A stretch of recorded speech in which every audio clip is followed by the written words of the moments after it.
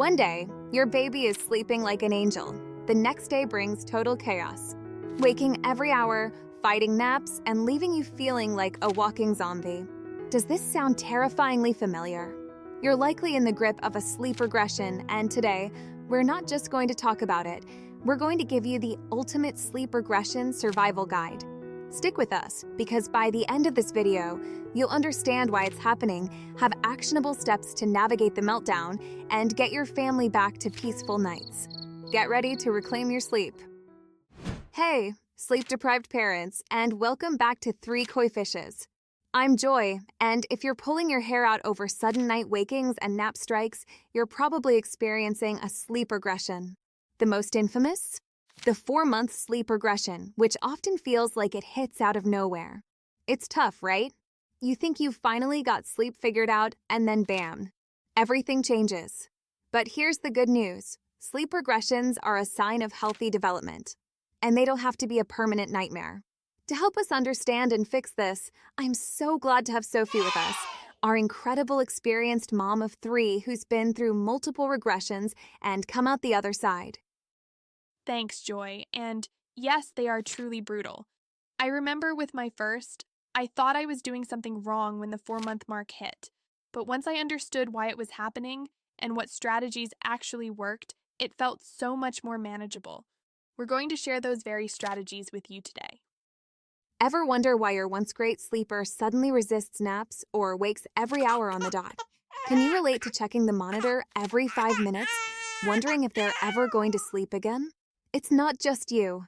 This isn't about your baby being bad or you doing something wrong. I totally agree. It's about massive developmental leaps. Babies are learning so much around this time, rolling, reaching, becoming more aware of their surroundings.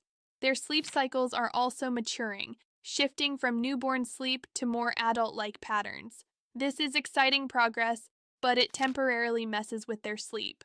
So, are you ready to understand what's happening and how to fix it? Let's dive into our first key survival strategy. Our first strategy is about understanding the why. Knowledge is power, especially when you're sleep deprived. The 4-month sleep regression is primarily driven by your baby's sleep cycles maturing. Newborns have 2 sleep stages. Around 4 months, they develop 4 sleep stages, just like adults. This means more frequent partial arousals. So it's not that they're suddenly awake for hours, but they're coming to the surface of sleep more often. Precisely. And when they come to that lighter stage, if they don't know how to connect their sleep cycles independently, they fully wake up and need your help. Beyond sleep cycles, they're also hitting huge developmental milestones, learning to roll, grabbing objects, maybe even starting to sit up. Their brains are buzzing. Understanding this takes away the panic. It's not a permanent problem, it's a phase of rapid growth. Your job is to help them navigate this new way of sleeping. Okay, so we know why it's happening. Can we now let our viewers know what's the next step to actually fix it? Next, we need to optimize the sleep environment and establish a consistent routine. When their world feels a bit chaotic due to all the new learning, consistency provides comfort. Make sure their sleep space is a true, calm oasis. What does that calm oasis look like? Think pitch black, no light creeping in. Think white noise, loud enough to block out household sounds and mimic the womb. And think cool temperature, around 68 to 72 degrees Fahrenheit or 20 to 22 degrees Celsius. A consistent, calming bedtime routine is also crucial.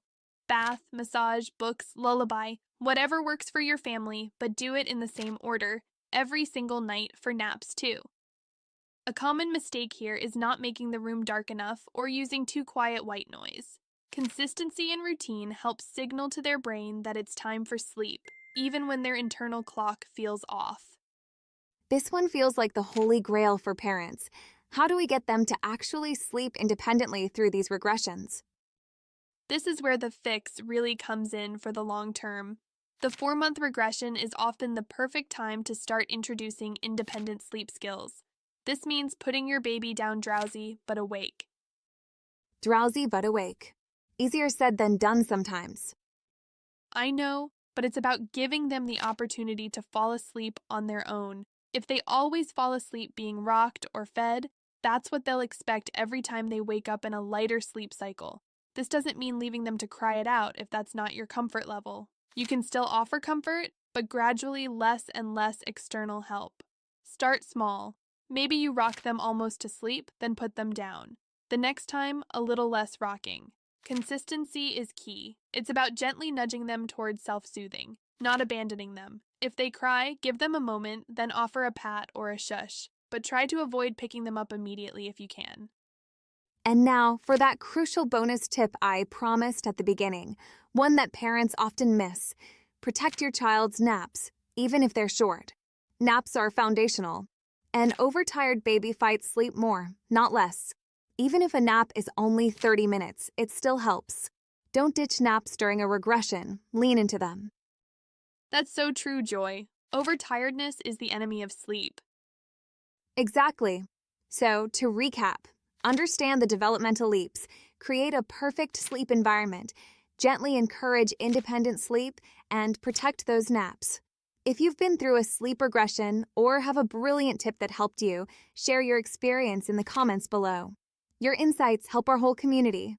Sophie, this has been so incredibly helpful. Understanding the why, optimizing the environment, and focusing on independent sleep skills. These are truly actionable steps for parents facing the 4-month meltdown. Absolutely, Joy. Remember, every baby is different, but these strategies provide a solid foundation. You're not alone, and this phase will pass. That's such an important reminder. And if you're watching this and nodding along, if you found these tips helpful, please hit that like button right now. It truly helps our channel, and it tells us to create more content that supports you through these parenting challenges. Please remember to subscribe to 3 Koi Fishes for more practical parenting guidance every week, and hit that notification bell so you don't miss our next video. You've got this, parents. Good luck, and here's to more sleep for everyone.